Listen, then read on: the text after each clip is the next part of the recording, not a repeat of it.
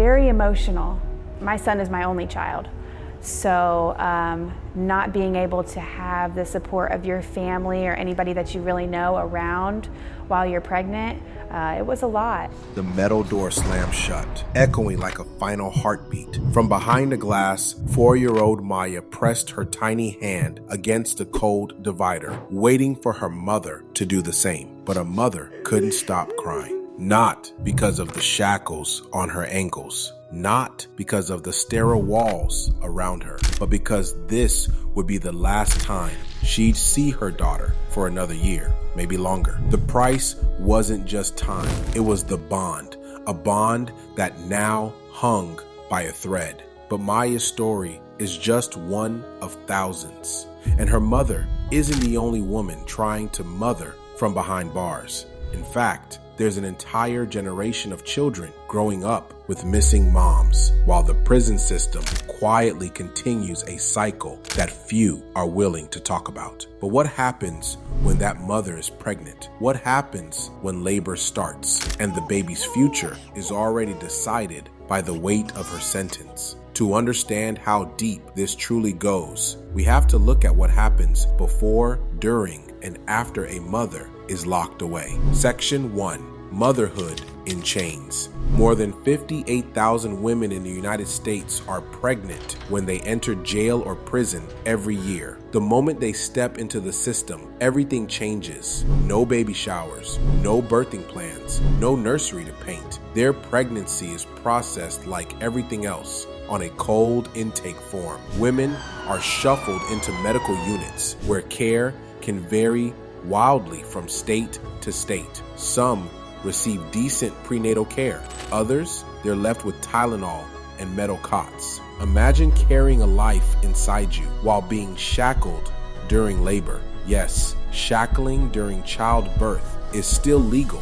in several states. For many, the experience isn't just traumatizing, it's dehumanizing. And for the baby, that trauma doesn't wait until they're born. But giving birth inside prison is just the beginning. What happens next is far more heartbreaking. And to understand the real cost, we have to look at what these women are forced to do just days after giving birth. Section 2. The goodbye that comes too soon. In most U.S. prisons, mothers who give birth are allowed just 24 to 72 hours with their newborns. That's not even enough time for the milk to come in. In some rare cases, like prison nursery programs in New York or Nebraska, mothers can stay with their babies for up to 18 months. But less than 10 prisons in the entire country offer such a program. So for most women, the moment they give birth, the countdown starts. And when that short time is up, their baby is taken. Some go to family members, others end up in foster care, and some are never seen again. This moment, the forced separation, isn't just devastating for the mother. It causes deep, long-term damage to the child too. Studies show that babies who are separated from their mothers at birth are more likely to suffer from attachment issues, developmental delays, and long-term emotional trauma. But what happens when the child is older, already walking, already talking, already asking, "Where's mom?" That question takes us into the next stage of the story. And it's a stage filled with confusion, abandonment, and unanswered letters. Section 3. Parenting through a prison wall. For incarcerated mothers with young children on the outside, parenting turns into something surreal. Phone calls are expensive, up to $1 a minute in some states. Visitation can be rare or non-existent, especially if the child lives in another city or state. Letters become lifelines, drawings, small crafts, misspelled "I miss you" notes. These are the new bedtime stories, but the damage keeps growing. Children with incarcerated mothers are 6 times more likely to enter the foster care system. They're more likely to drop out of school, more likely to struggle with mental health, and more likely to end up in the very same system that took their mother away. It's a cycle that doesn't just affect one generation, And the emotional toll on these kids, it's not always visible, but it's always there. Still, some women do everything they can to maintain the bond. Parenting classes, video visitation when available, mentoring programs. But are those efforts enough? When the state decides when, where, and how often a mother can say, "I love you." And when we talk about breaking the cycle, Section 4, the programs that offer hope and why they're rare. Some prisons are experimenting with change. Prison nursery programs like the Bedford Hills Correctional Facility in New York allow mothers to keep their newborns with them for up to 18 months. Inside these units, babies sleep in cribs, not cages. Mothers attend parenting classes, feed their babies, and, most importantly, bond. The results? Astounding. These babies have better attachment. The mothers are less likely to reoffend. The cycle slows down. Other programs, like Girl Scouts Beyond Bars, reconnect daughters with their mothers through joint activities and leadership development inside correctional facilities. But here's the catch. These programs are rare, underfunded, and limited by bureaucracy.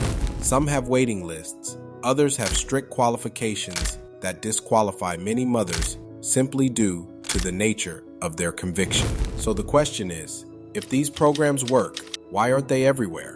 That answer reveals something deeper, something uncomfortable. Maybe it's not about rehabilitation at all. Maybe it's about punishment. And that brings us to the question everyone's too scared to ask. Section 5. Are the mothers to blame? Some argue they broke the law. They made choices. Why should we feel bad for them?